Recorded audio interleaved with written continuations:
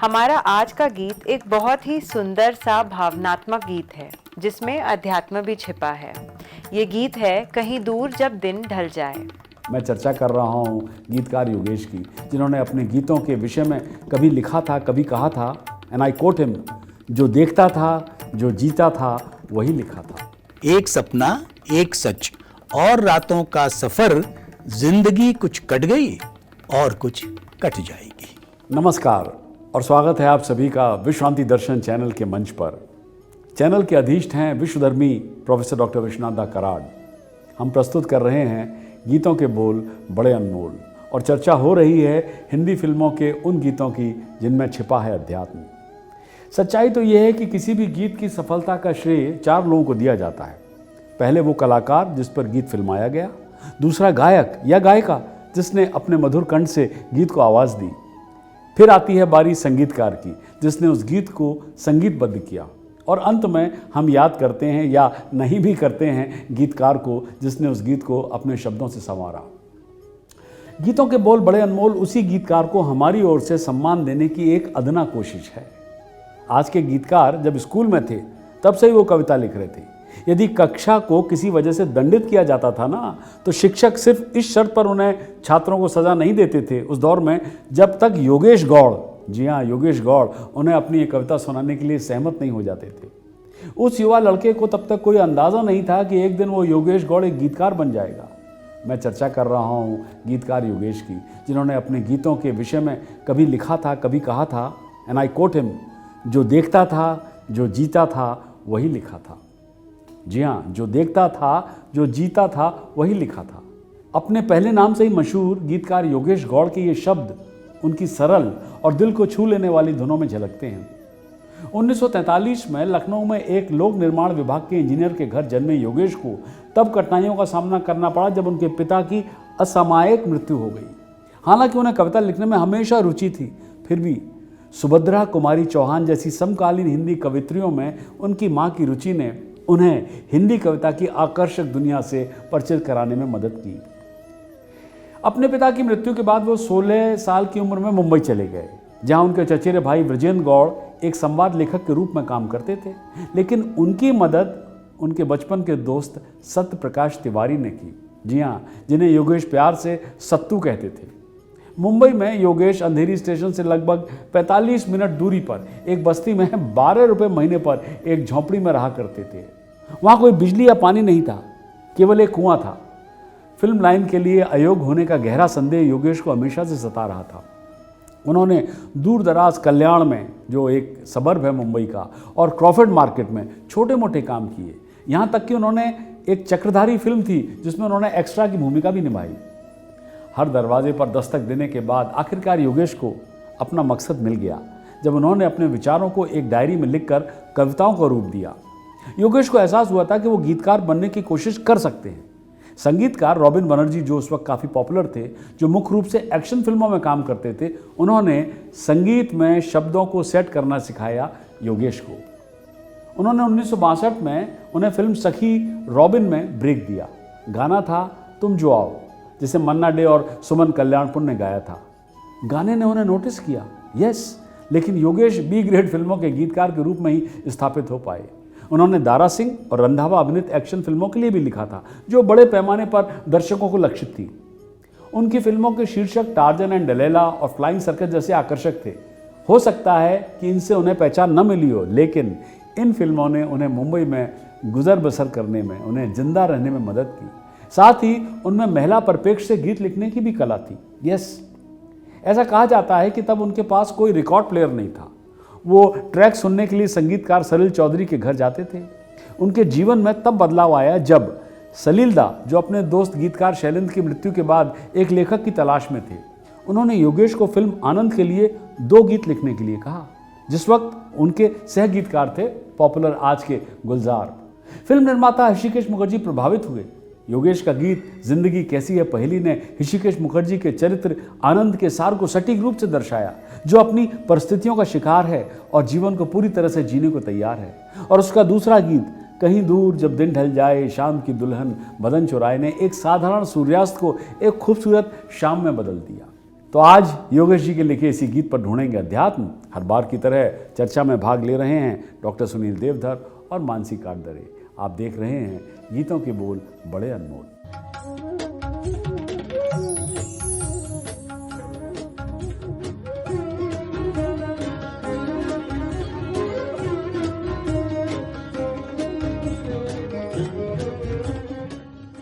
नमस्कार, स्वागत है आपका विश्व शांति दर्शन चैनल पर। आप देख रहे हैं गीतों के बोल बड़े अनमोल। हमारा आज का गीत एक बहुत ही सुंदर सा भावनात्मक गीत है जिसमें अध्यात्म भी छिपा है। ये गीत है कहीं दूर जब दिन ढल जाए, जो 1971 में रिलीज हुई फिल्म आनंद से है।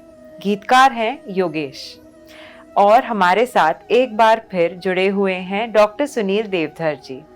नमस्कार सुनील जी। नमस्कार मानसी जी। स्वागत है आपका। धन्यवाद। तो चलिए सुनते हैं आज का गीत। जरूर।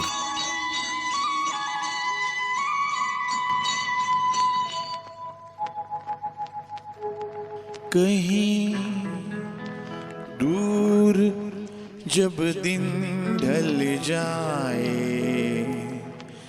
सांझ की दुल्हन बदन चुराए, चुपके से आए। कहीं दूर जब दिन ढल जाए, सांझ की दुल्हन बदन चुराए, चुपके से आए। मेरे ख्यालों के आंगन में कोई सपनों के दीप जलाए, दीप जलाए। कहीं दूर जब दिन ढल जाए, सांझ की दुल्हन बदन चुराए, चुपके। सुनील जी, इस गीत की जो पंक्तियां हैं, कहीं दूर जब दिन ढल जाए, सांझ की दुल्हन बदन चुराए जी। ये सांझ की दुल्हन कौन है और इसे आप थोड़ा सा और विस्तार में समझा सकते हैं?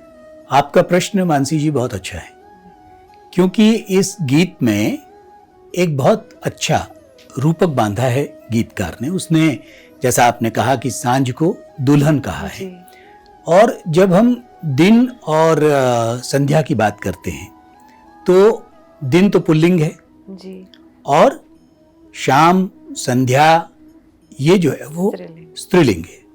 तो जब हम ये बात करते हैं कि सांझ की दुल्हन बदन चुराए, तो वैसे भी संध्या का जो काल है वो संधि काल है। वो दिन से भी अलग है और वो रात से भी अलग है। तो इस संधि काल को ही गीतकार जो है वो सांझ की दुल्हन बदन चुराए इस रूपक के माध्यम से व्यक्त करना चाहता है। और वैसे भी जब हम ये कहते हैं ना कि सांझ जब पूरी तरह से ढल जाती है तो रात आती है, और जब रात आती है तो रात में ही हमें कुछ सपने आते हैं जी। तो इस बात को हम इस तरह से भी कह सकते हैं कि जब हम रात को सोते हैं और जब हम सपने देखते हैं तो एक सपना एक सच और रातों का सफर। एक सपना एक सच और रातों का सफर, जिंदगी कुछ कट गई और कुछ कट जाएगी। तो सांझ की दुल्हन के रूपक के माध्यम से उसने उस संकोच को भी व्यक्त किया है जो हम पुरुष और स्त्री के बीच एक छोटी सी रेखा खींचते हैं। दिन पुरुष है, संध्या स्त्री है, और इन दोनों का संधिकाल की वजह से वो संध्या है। बहुत सुंदर। तो चलिए सुनते हैं आगे की पंक्तियां। कभी यूं ही जब हुई बोझल सांसें भर आई, बैठे बैठे जब यूं ही आंखें।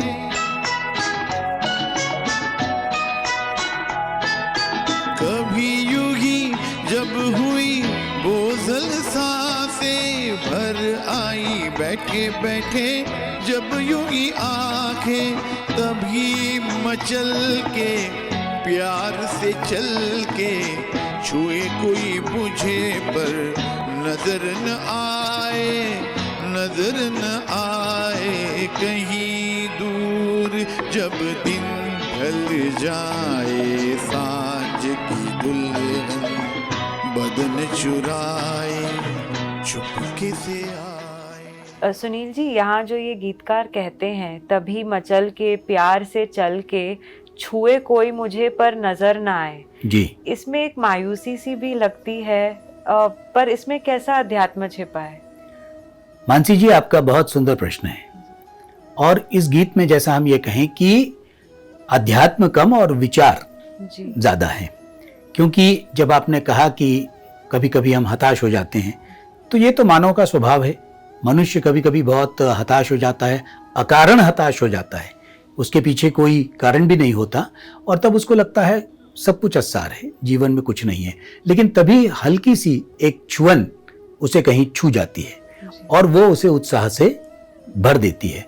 तो ये जो अनजानी छुअन है, और वैसे भी जो मनुष्य तो कॉमन जेंडर है, जी लेकिन जो पुरुष है जी वो अतीत जीवी है, वो अपने अतीत की तरफ ज्यादा देखने लगता है, और स्त्री जो है वो भविष्य जीवी है, वो भविष्य की तरफ ज्यादा देखने लगती है। तो इस गीत की जो पंक्ति है उसमें होता यह है कि जैसे हम कहते हैं कि सांझ होती है या बादल छाते हैं, लेकिन जब फिर सूरज आता है तो सूरज से वो बादल छट जाते हैं। तो उसी तरह कि जब हमारे मन के अंदर कोई एक लहर, कोई एक विचार पॉजिटिव या सकारात्मक आता है, तो वो जो निराशा है वो हमसे दूर हो जाती है।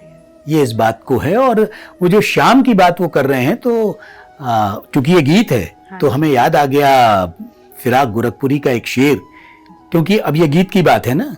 तो फिराक ये कहते हैं कि अब तुमसे रुखसत होता हूं, आओ संभालो साज गजल, यानी कि गीतों को संभालने की बात कर रहे हैं। अब तुमसे रुखसत होता हूं, आओ संभालो साज गजल, नए तराने छेड़ो कि मेरे नगमों को नींद आती है। तो नगमों को नींद आने का मतलब वही है कि जब आपके मन में या आप इस अवस्था में पहुंच जाते हैं कि आप कुछ नया सोच नहीं पा रहे हैं, तब आप वो आह्वान करते हैं। वही बात इस गीत में भी गीतकार ने कहने की कोशिश की है। बिल्कुल। आइए सुनते हैं आगे का गीत। कहीं तो ये दिल कभी मिल नहीं पाते, कहीं से निकल आए जन्मों के नाते।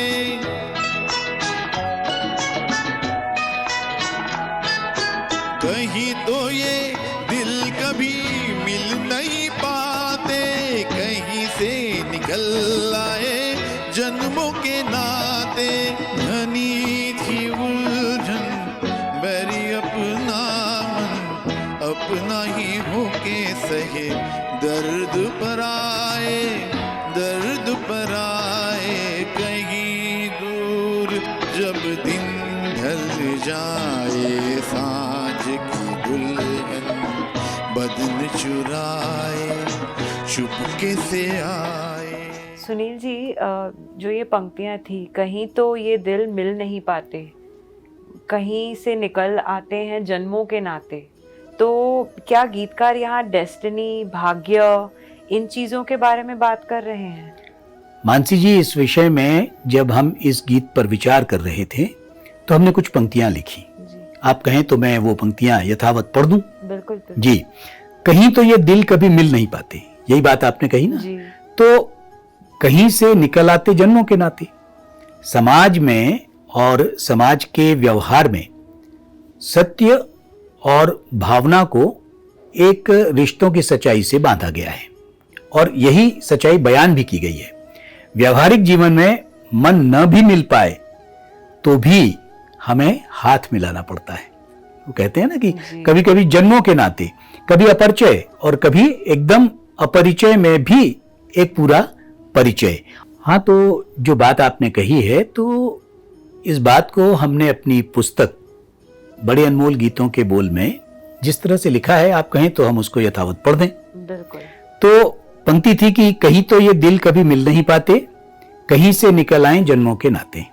तो समाज के सत्य को और भावनात्मक रिश्तों की सच्चाई इस माध्यम से बयान की है। व्यवहारिक जीवन में कई बार मन हमारे नहीं मिल पाते, तब भी हम हाथ मिलाते रहते हैं। जी। और हम अपने घर में झगड़ा कर सकते हैं, लेकिन सरकारी दफ्तरों में हम वो नहीं कर पाते, क्योंकि हमें बात तो करनी ही पड़ती है। तो ऐसे रिश्ते के लिए शायर ये कहता है कि दुश्मनी लाख सही खत्म न कीजिए रिश्ता, दुश्मनी लाख सही खत्म न कीजिए रिश्ता, दिल मिले न मिले हाथ मिलाते रहिए। तो जब आप हाथ मिलाते रहते हैं तो एक गुंजाइश भी बनी रहती है कि कभी आज हाथ मिला रहे हैं, कल दिल भी मिल जाएगा। और दूसरी तरफ एक जरा सी पहचान, जो आपने बात कही, एक जरा सी पहचान, भावना की एक आहट बड़ी घनीभूत पीड़ा हमारी ही बन जाती है, और जो हमें पराये दर्द को सहने के लिए प्रेरित भी करती है। ये बात इस माध्यम से हम कहना चाहते हैं। बहुत सुंदर जी। सुनते हैं आगे की पंक्तियां। दिल जाने मेरे सारे भेद ये गहरे, खो गए कैसे मेरे सपने सुनहरे।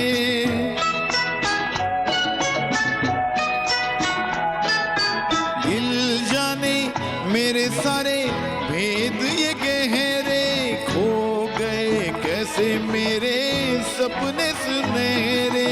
ये मेरे सपने यही तो है अपने, मुझसे जुदा ना होंगे इनके ये साए, इनके ये साए। कहीं दूर जब दिन ढल जाए, सांझ की दुल्हन बदन चुराए, चुपके से आए। सुनील जी, इन पंक्तियों में कैसा अध्यात्म छिपा है, इसे थोड़ा सा और विस्तार में समझाइए। मानसी जी, जब हम सपने की बात करते हैं तो ये मानना पड़ता है कि हमारे जो सपने हैं वो कल के प्रश्नों के लिए आने वाले उत्तर हैं। अच्छा। क्योंकि स्वप्न हमें कब आते हैं? जब हम कोई एक विचार कर लेते हैं। कभी कभी जरूर ऐसा होता है कि हम जिसे सोचा भी हमने नहीं होता वो भी हमारे सपने में आ जाता है, लेकिन मन जो है वो हमारे सपनों के भी गहरे भेद जानता है, और इसलिए हमारे मन में जो बात है वो हमारे विचार में आती है, और जो विचार में आती है वो हमारी कृति में आती है, यानी हमारे काम में आती है। और इसलिए सपना तो वो है जो हम अपनी खुली आंखों से देखते हैं, क्योंकि बंद आंखों से देखा हुआ सपना हम सुबह भूल भी सकते हैं, क्योंकि हम सोते हुए देख रहे हैं। लेकिन खुली आंखों से जो हम सपना देखते हैं उसे हम पूरा करने के लिए प्रयत्नशील भी होते हैं, हम उसके लिए कोशिश भी करते हैं, और इसलिए वो सुनहरे सपनों की बात गीतकार ने की है।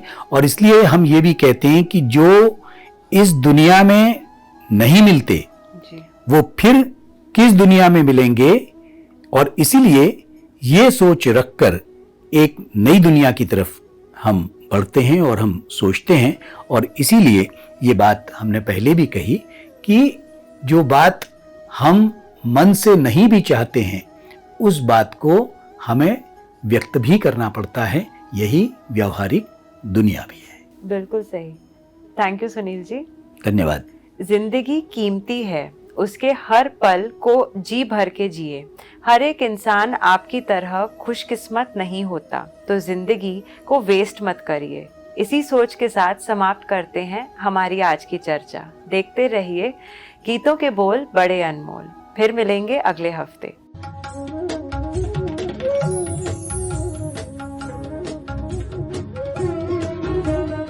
Welcome back. आप जुड़े हुए हैं विश्व शांति दर्शन के मंच से और देख रहे हैं गीतों के बोल बड़े अनमोल। योगेश ने ऋषिकेश मुखर्जी के साथ उनकी कई फिल्मों के लिए सहयोग किया, जिनमें 1972 में बनी फिल्म सबसे बड़ा सुख और 1975 में बनी फिल्म मिली शामिल है। फिर भी ऋषिकेश मुखर्जी को हमेशा इसी बात का अफसोस रहा कि कवि योगेश इससे कहीं बेहतर के हकदार थे, जो उन्हें देना भी चाहते थे। उनका कहना था कि योगेश और उन्होंने आनंद और मिली में एक साथ काम किया था और योगेश ने दोनों फिल्मों में बहुत ही खूबसूरती से लिखा था। ये बहुत कम लोग जानते हैं कि गीत जिंदगी कैसी है पहेली को फिल्म आनंद में बिगिनिंग में क्रेडिट्स के साथ बैकग्राउंड में चलाया जाना था, लेकिन फिल्म के नायक राजेश खन्ना ने जिद की थी कि इस गीत को पर्दे पर पिक्चराइज करना चाहिए। राजेश खन्ना को लगा कि क्रेडिट्स के साथ बैकग्राउंड में गीत को यूज़ करने से एक खूबसूरत गाना बर्बाद हो जाएगा, और उनकी सोच सही थी। इशिदा को यही मलाल रहा कि काश योगेश के साथ उन्होंने और अधिक काम किया होता। सलील चौधरी ने गीतकार योगेश से 1974 में बनी बासु चटर्जी की फिल्म रजनीगंधा के लिए भी लिखने के लिए कहा था। तब योगेश ने गीत कई बार यूं भी देखा है, ये जो मन की सीमा रेखा है, मन दौड़ने लगता है, कुछ यूं गाया था मुकेश जी ने, कई बार यूं भी देखा है, ये जो मन की सीमा रेखा है, मन दौड़ने लगता है। इस गीत के पार्श्व गायक मुकेश को नेशनल अवार्ड मिला था, लेकिन योगेश जी के हिस्से में कोई पुरस्कार नहीं आया। गीत कई बार यूं भी देखा है विद्या सिन्हा के चरित्र के आंतरिक संघर्ष का एक सुंदर प्रतिनिधित्व करता है, जो खुद को अपने अतीत के प्रेमी के प्रति आकर्षित पाती है, जबकि वो अमोल पालेकर द्वारा अभिनीत संजय के साथ रोमांटिक रिश्ते में है। एक और गीत रजनीगंधा फूल तुम्हारे महके यूं ही जीवन को भी खूब सराहा गया। उन्होंने मिली फिल्म में एस डी बर्मन के साथ काम किया था, जहां इसमें लता जी द्वारा गाया गया गीत बड़ा पॉपुलर था कि मैंने कहा फूलों से, और वहीं पर किशोर दा का भी एक गाया फिल्म था जो काफ़ी दुख में डूबा था कि बड़ी सुनी सुनी है ज़िंदगी और आए तुम याद मुझे, वो भी योगेश जी ने ही लिखा था। 1976 में बासु चटर्जी की फिल्म छोटी सी बात के लिए योगेश ने न जाने क्यों होता है यूं जिंदगी के साथ और जाने मन तेरे दो नयन जैसे सदाबहार गीत लिखे। ओ जाने मन तेरे दो नयन चोरी चोरी लेके गए देखो मेरा मन, जाने मन 1979 में बनी फिल्म मंजिल के लिए योगेश ने मुंबई की बारिश के लिए सदाबहार गीत लिखा, जिसके बोल थे रिम झिम गिरे सावन। वास्तव में बारिश के बीच अमिताभ बच्चन और मौसमी चटर्जी पर यह पिक्चराइज हुआ था, जो आज तक फीका नहीं था। रिम झिम गिरे सावन सुलग जाए मन, भीगे आज इस मौसम में लगी कैसी ये अगन, रिम झिम गिरे सावन। अफसोस की बात यह है कि यादगार गीत लिखने के बाद भी बेबाक योगेश को कभी उनका हक नहीं मिला। 2018 में उनका स्वास्थ्य तेजी से बिगड़ रहा था। उनके अंतिम दिनों में उनकी देखभाल सत्येंद्र त्रिपाठी ने की, जिन्होंने योगेश का आखिरी फिल्म अंग्रेजी का गीत पिया मोह से रूठ गए गाया था। भले ही योगेश का नाम साहिल लुधियानवी, शकील बदायूनी, शैलेंद्र और आनंद बख्शी जैसे काव्य दिग्गजों में नहीं गिना जाता, लेकिन योगेश ने अपनी कलम की प्रतिभा से इस दुनिया पर एक अमिट छाप छोड़ी। केवल वो ही एक ऐसे गीत लिख सकते थे जो जीवन की सांसारिक घटनाओं में सुंदरता ढूंढ सकें। लता जी ने एक बार कहा था, एंड आई कोट हर, मेरे कुछ सबसे प्रिय गीत योगेश जी द्वारा लिखे गए थे। वो बहुत ही शांत प्रतिभा के धनी थे। उनके शब्द सामान्य बातचीत से लिए गए थे, मगर फिर भी वे बहुत काव्यात्मक थे। अनकोट। हर कदम इम्तिहान लेता है, हर सांस आजमाती है, मौत के होठ चूमने वाले जा तुझे जिंदगी बुलाती है। It is said, success in life comes when you simply refuse to give up. Make your goals so strong that obstacles, loss and failure only act as motivation. जिसने मरना सीख लिया है जीवन का उपहार उसी को, जो कांटों की राह चला हो फूलों का उपहार उसी को। तो गीतकार योगेश जी की इसी जानकारी के साथ मैं भी देता हूं अपनी वाणी को विराम। अगली बार ढूंढेंगे अध्यात्म, गीतकार समीर अंजान के लिखे गीत जीना क्या जीवन से हार के। सब्सक्राइब कीजिए, साझा कीजिए और जुड़े रहिए विश्व शांति दर्शन से।